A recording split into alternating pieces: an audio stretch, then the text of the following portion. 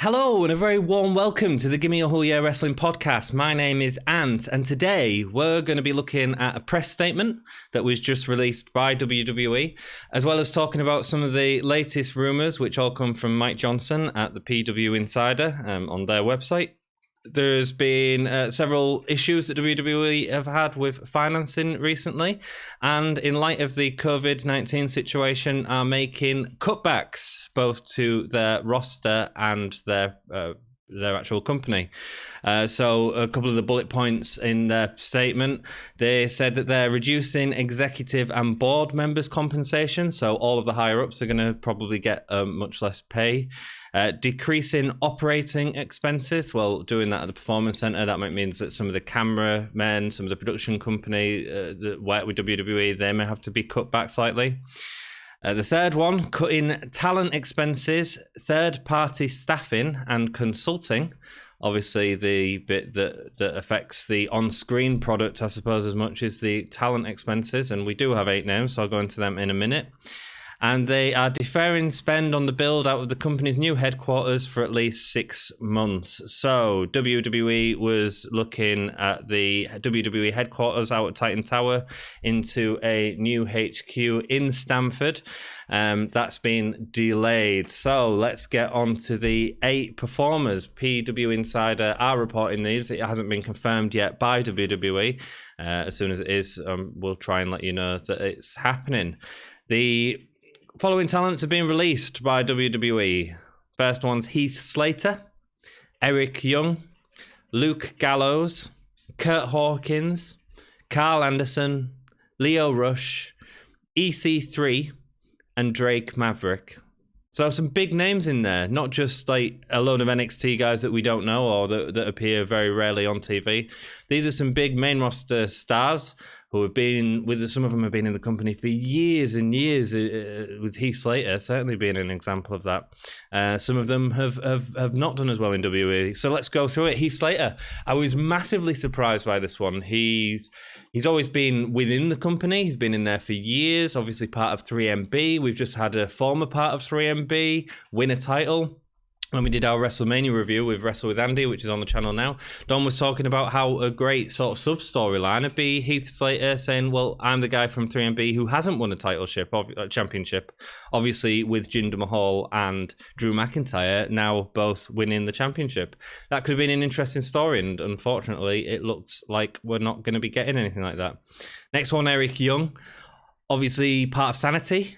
And Sanity was great on NXT, an absolutely fantastic faction, came up to main roster and all sort of filtered out. All 3 of the male members are all over the place at the minute. So you've got Alexander Wolf on NXT UK, Killian Dane on NXT, and Eric Young, who was part of the main roster. Another sad one, Eric Young, again, a great wrestler, great voice, just never really used. And all of these names, apart from maybe Gallows and Anderson, have all been chasing that 24/7 title. So it seems like that's a part of WWE programming that's going to be disappearing or having to move on to different people. Big tag team, Luke Gallows, Carl Anderson, massive tag team from New Japan. Obviously, they were basically in the main event of WrestleMania this year. The Undertaker and AJ match. So both was part of that, or albeit a small part of that, part of AJ's faction, the OC Club, and gone. No more. I mean, these guys are great. If they go back to New Japan, I'm sure they'll continue making great work, and hopefully, I mean, we all wish them the best of luck from the Gimme a Whole Year podcast and whatever they do, but these guys I think will be fine. I think they'll either go to New Japan or obviously AEW. It'll be another great tag team to add to that roster. You know, you've just got rid of the Revival, Gallows and Anderson, another underutilized WWE tag team going to AEW and making that brand even better.